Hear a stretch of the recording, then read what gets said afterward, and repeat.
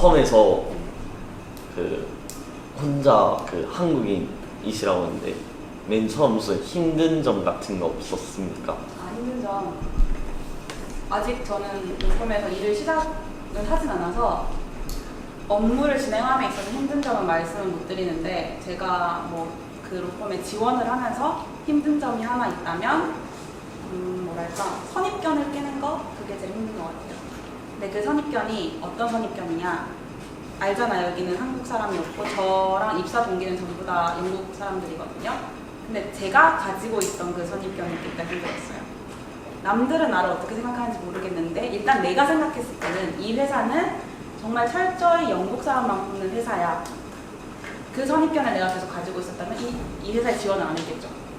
근데 저는 그거를 깨뜨리고, 아니야, 그래도 내가 이 회사에 기여할 건 뭔가 있을 거야, 나를 알아봐 줄 거야 라는 생각을 가지고 도전을 했고, 또 두 번째 어려웠던 거는 다 영국 사람이다 보니까 영어를 저보다 훨씬 잘할 거 아니에요. 나는 뭐 아무리 영어를 많이 공부했다 하더라도 한국어만큼 하지 못할 뿐더러 이 아이들은 뭐 영국에서 태어난 모국어를 영어로 쓰는 아이들이니까.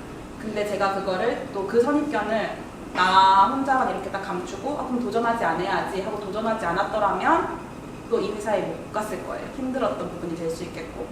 근데 저는 그 선입견이라는 것 자체를 내가 규정 지은 선입견이지, 이 사람들이 나를 볼 때 쟤는 영어 못해, 쟤는 한국인이니까 우리 회사에 안 돼 라고 생각을 할지 안 할지는 모르는 거잖아요. 그래서 그냥 도전을 해봤죠. 그 도전 과정에서 힘든 과정은 물론 있어요. 뭐 영어도 내가 잘해야 되고 그만큼 남들보다 두세 배는 더 노력을 해야 되니까. 그럼에도 불구하고 제가 뭐 이룰 수 있었던 이유에는 나를 가두는 그 테두리 안에서 제가 벗어날 수 있었다. 벗어나서 아니 내가 규정 지은 선입견을 깨뜨리고 아니야 난 할 수 있어 라고 도전을 했던 게 가장 제가 이룰 수 있었던 이유가 아닌가 생각합니다. 언제 영국에서 변호사를 해야겠다는 꿈을 어떻게 가진 거예요? 변호사를 해야겠다는 꿈. 이게 아주 솔직한 버전과 덜 솔직한 버전이 있는데 뭘 얘기해 줄까요? 아주 솔직한 버전? 아주 솔직한 버전은 사실 제가 변호사가 돼야겠다라는 꿈은 고등학교 3학년 때, 더 자세하게 말하면 원서를 쓸 때 변호사가 돼야겠다라고 생각을 했어요. 사실 그전에는 제가 중학교 때는 국회의원 되고 싶다고 애들한테 나 충분하면 뽑아줘 라고 했던 것 같고, 중학교 한 3학년부터는 제가 영어에 관심이 있어서 외교관이나 UN 같은 곳에서 국제기구에서 일을 하고 싶었거든요.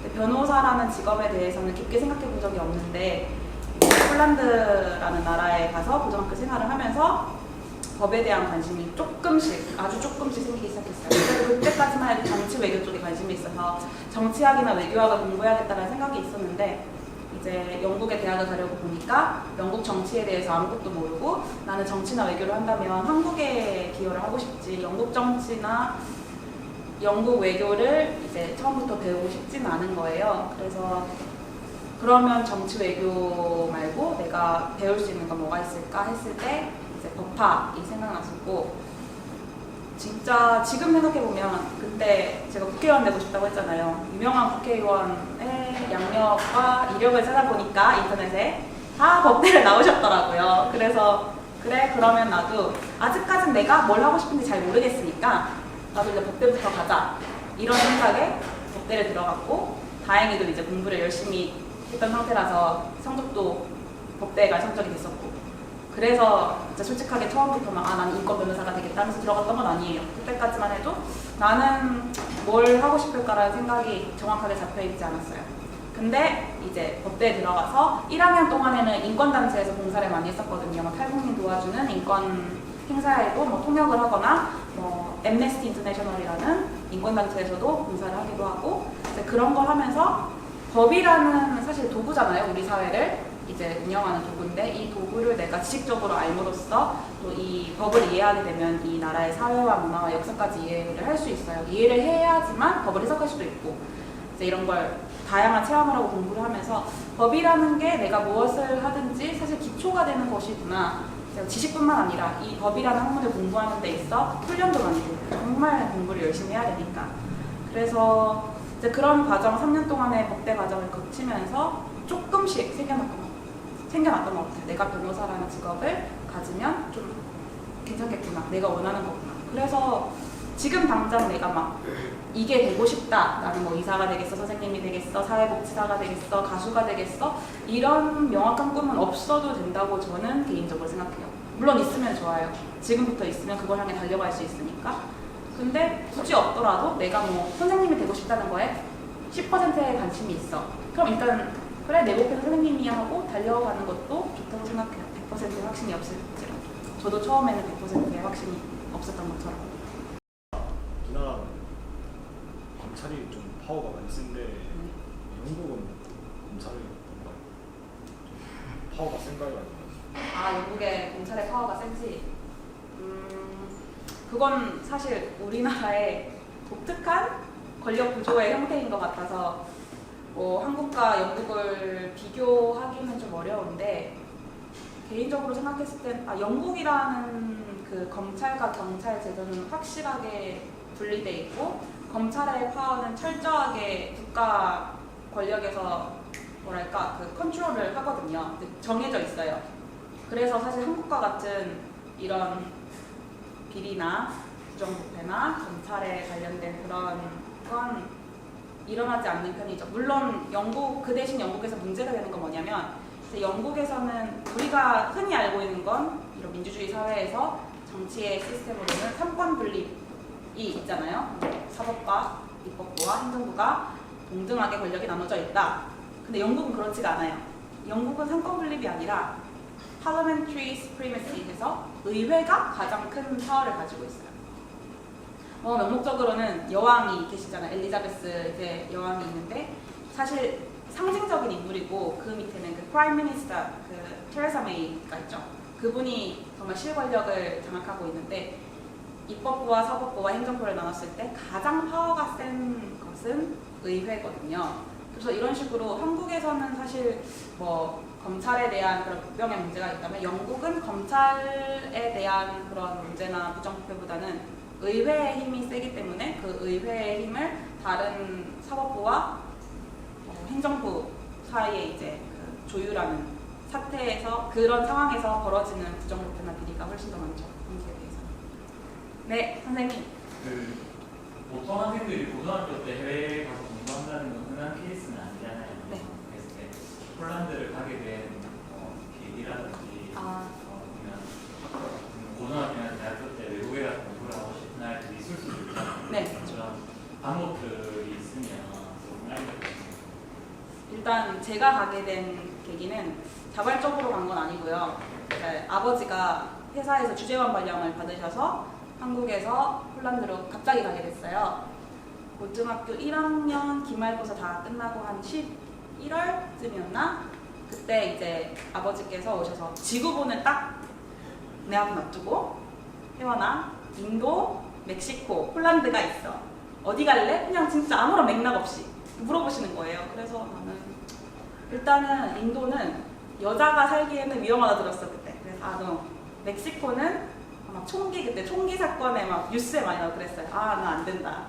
폴란드인지 핀란드인지 모르겠지만 일단 유럽이잖아요. 지구본을 보니까 일단 유럽이야. 그래서 그럼 폴란드요 이렇게 했는데 딱 정확하게 2달 뒤에 1월 초에 온 가족이 짐을 싸서 폴란드로 다 같이 이사를 가게 됐어요. 회사에서 이제 주재원 발령 받은 거 아무것도 말 안 하시고 3가지 나라 중에서 고르라고 하셔서 폴란드를 골랐다가 다 같이 가게 됐는데 네.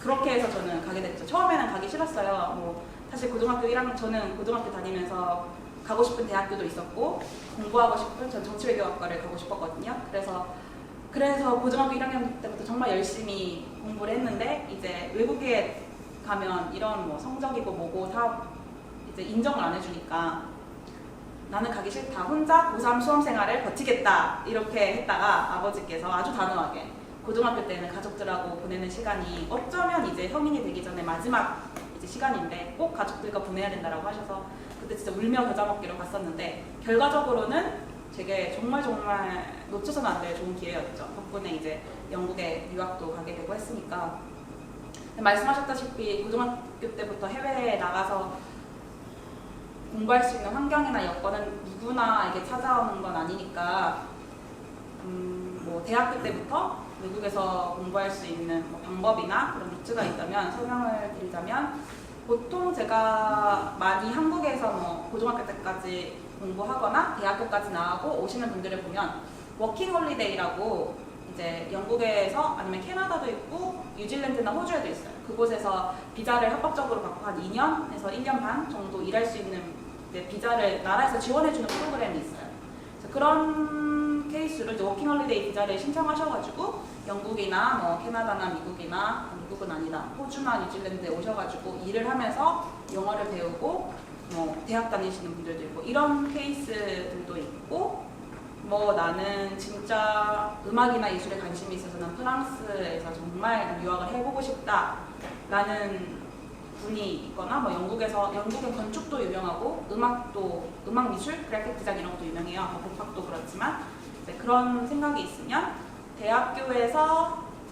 한국에서 대학교를 다니다가 뭐 편입하는 과정도 찾아보면 얼마든지 가능하고, 저는 한국 대학교를 가지 않고 바로 유학을 가겠다 하면 이제 영어 때문에 파운데이션이라는 1년 영어 코스 과정을 듣고 이제 또 그 다음 바로 그 대학교로 진학을 할 수 있어서, 사실 막연히 생각하면 유학하는 게 되게 돈도 그렇고 여건도 그렇고 너무 나에게 먼 미래가 아닌가 생각할 수도 있는데, 정말 내가 가고자 하는 의지가 확고하다면 요즘은 또 장학금 프로그램도 잘 돼 있더라고요. 정부에서 지원을 해주는 그런 것도 있을 수 있고, 대학교 다니시면서 학교에서 한국 대학교에서 그 교환학생 프로그램이 정말 잘 돼 있더라고요. 제 친구들만 봐도 교환학생 간다고 뭐 1년 중국 가 있고 뭐 반년 정도 영국에 가 있고 이런 게 정말 많아요. 그래서 뭐 나는 아직까지는 내 돈 주고 부모님 정말 등골고래 입고 하면서 나는 유학을 가야겠다라는 확고한 의지가 없다면 이제 한국 대학교에서 정말 많이 추진하는 그런 교환학생 프로그램을 이용해 보는 것도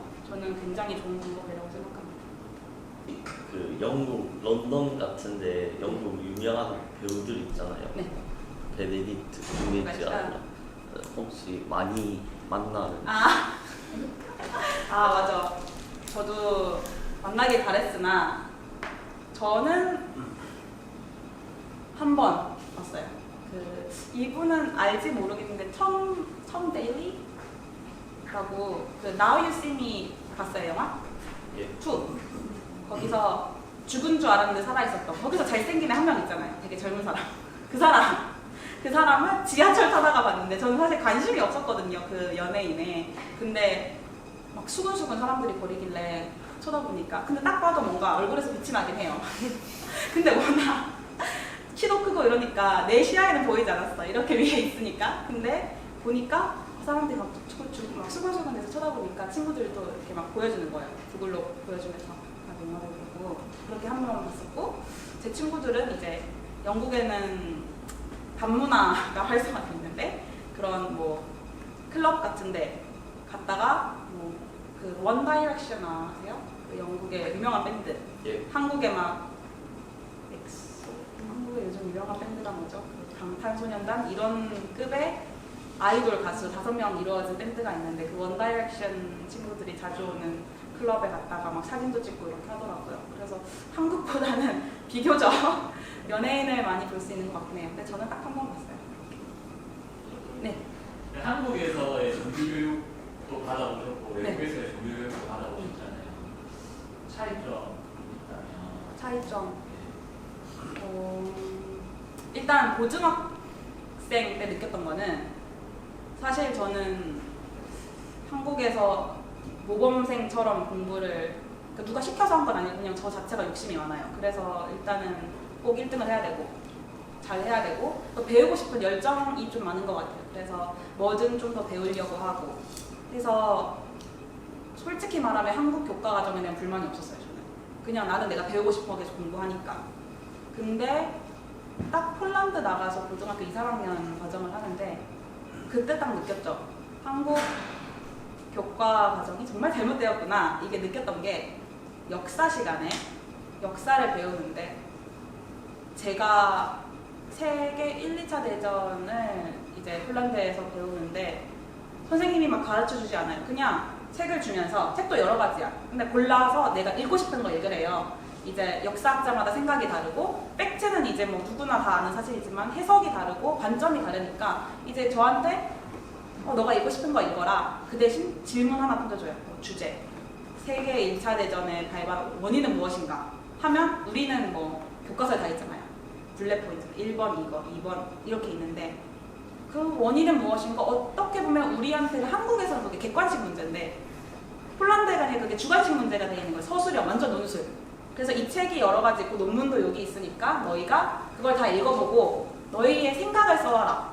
그냥 팩트만 처음에는 그런 거 익숙하지 않으니까 한국에서 하는 것처럼 한국에서 뭐 전과나 문제집 보면 다 나와 있잖아요. 1번 뭐 누가 침략해서 2번 이렇게 있는데 그게 아니라 정말 내가 생각했을 때 이 세계 1차 대전의 발발 원인이 무엇인가 제 논리를 가지고 써야 되는 거였어요. 저는 그런데 이제 익숙하지 않으니까 처음에 정말 단답형처럼 써갔다가 정말 점수를 많이 못 받았죠. 거의 빵점에 가까운 점수를 받았는데 아 이게 아니구나. 책을 좀 더 찾아보고 내가 생각하는 내 논리 아무도 책에서 이게 맞다고 얘기는 안 하지만 내가 생각했을 때 내가 이 책을 읽고 내가 소화한 결과 이게 이 세계 1차 대전의 발발 원인 같습니다 라고 정말 서툴게 적어갔는데 그게 훨씬 높은 점수를 받는 거예요.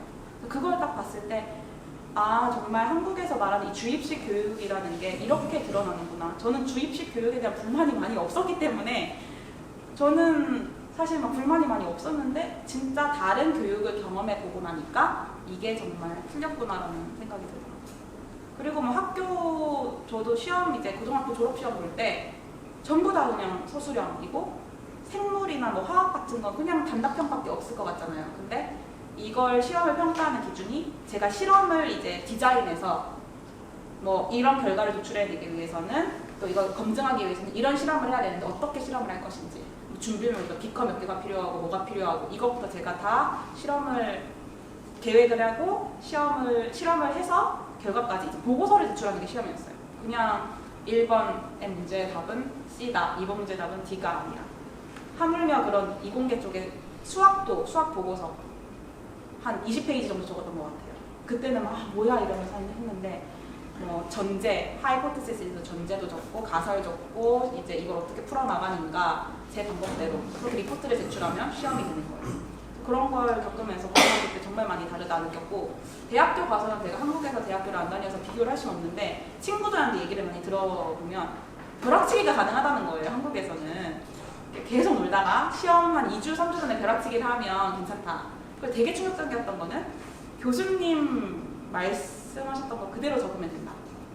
또 하나는 족보가 있다. 이제 시험 대대로 내려오는 그 족보가 있으니까 선배님한테 잘 보여서 족보만 받으면 너의 인생은 다 폈다. 대학교에서. 이렇게 얘기를 하는데 듣도 보도 못하는 문화 충격이었거든요. 이제 영국에서 특히 법대에서는 족보 따위는 있을 수 없고 일단 책에 있는 내용을 그대로 받아 적잖아요. 그런 친구들이 있어요. 이제 정말 비상한 그 포토그래픽 메모리라고 사진을 찍은 것처럼 기억할 수 있는 그런 비상한 기억력을 가진 친구들이 있어요. 많더라고요, 그때. 얘네는 그냥 이렇게 넘기면 머릿속에 다 들어가 있어요. 3페이지 상단에 이런 그림이 있었다.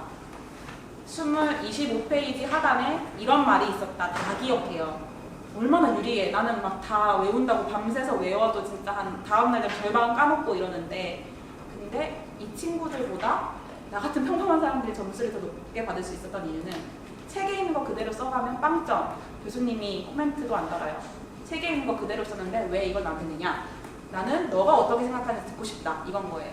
그래서 뭐 케이스 이름이 기억이 안 나. 판례 이름이 기억이 안 나. 뭐 김혜원 판사가 이런 말을 했습니다. 잘 기억이 안 나지만 대충 어렴풋이 사건의 개요는 대충 뭐 A라는 여자와 B라는 여자가 있었는데 이런 식으로 판결이 났다라는 걸 사용을 해서 내 주장에 맞게끔 그 논리를 펴내기만 하면 나는 100점에 맞는데 그냥 진짜 세세하게 이런 케이스에서는 뭐 A이라는 여자와 뭐 B라는 남자가 이것 때문에 싸웠는데 이런 것만 적어놓으면 절대 점수를 못 받는 거예요.